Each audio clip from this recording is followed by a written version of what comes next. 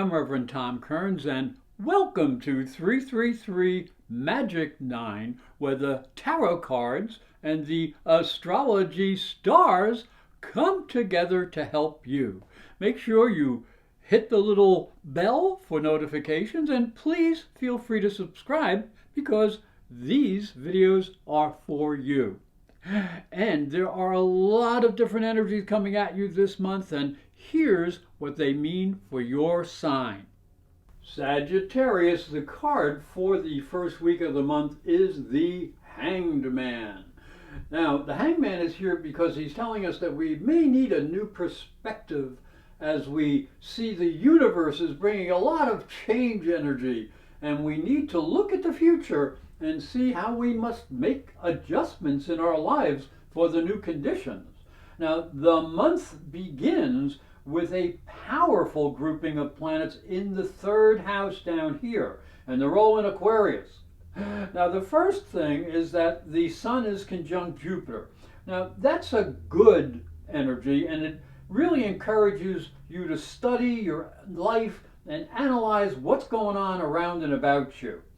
But there is a square between Mars and the Sun, and that challenges you to be careful with details and work responsibilities and where you're going, physically moving, through the world. So you also, because Mars is in the sixth house, should watch your diet. Now, Mercury is retrograde and warns you to watch what you say to your neighbors and your friends, people around and about you. And then lovely Venus is going to come along.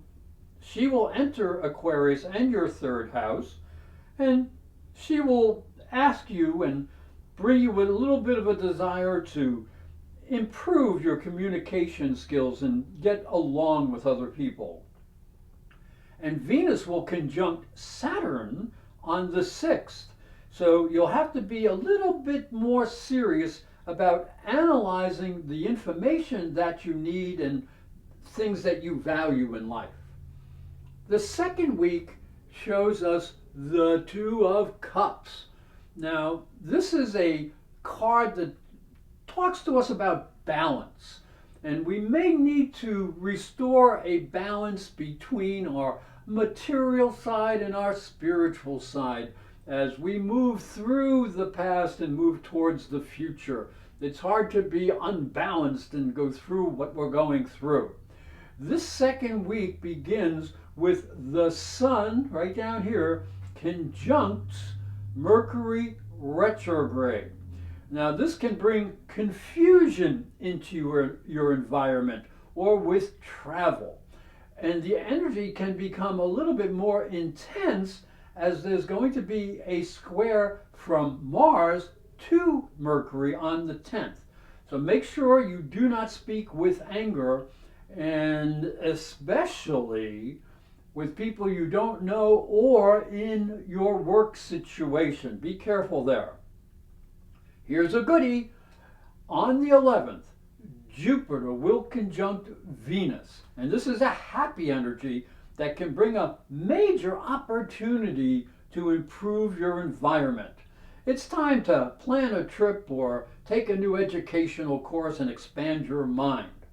But be a little bit careful on Saturday because there is a Mars-Neptune sextile. Now, this is a good energy. The only problem is sometimes it's a little fuzzy. And really what you need to be doing is you need to concentrate on how to build more security in your life and how perhaps to do that through work. The card for the third week of the month is the Tower. Now, the world is really changing very quickly, and we must be able to move with the changes. And because this energy is going to be manifesting into the world, into our reality.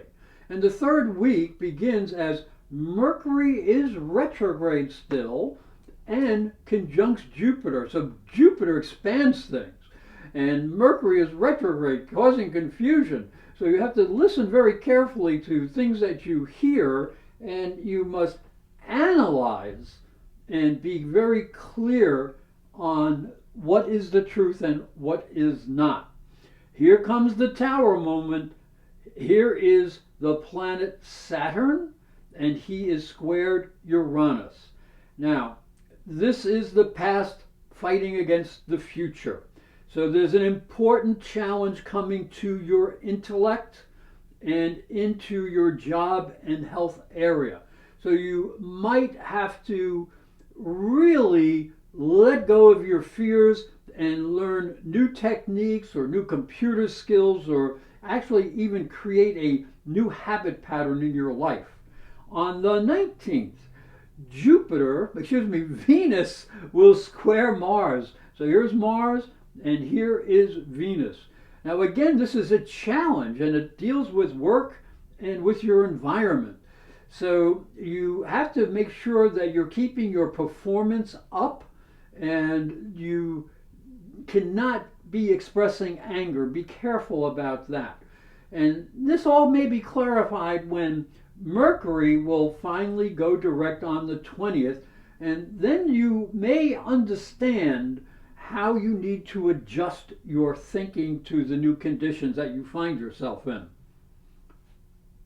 As we go into the fourth week, the card for the week is the Four of Swords.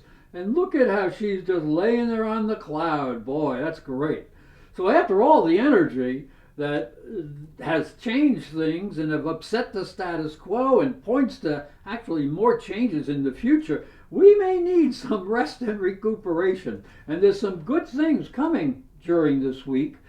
The middle of the week, we have a trine between Mars and Pluto. That's a very important aspect. And this can allow you to express yourself more creatively, and maybe even makes a little extra money here. So be careful with your money.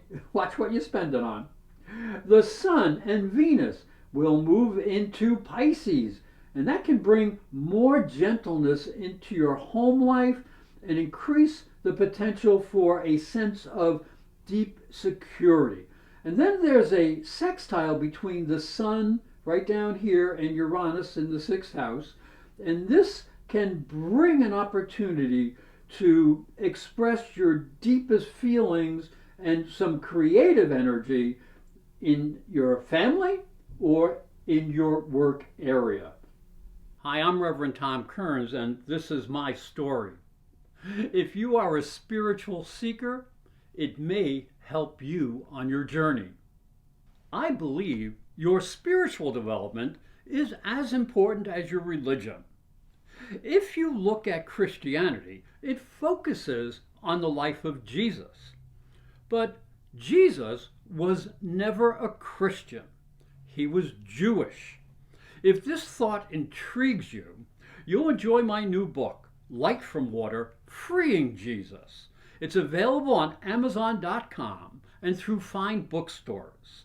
And it may help you on your spiritual journey.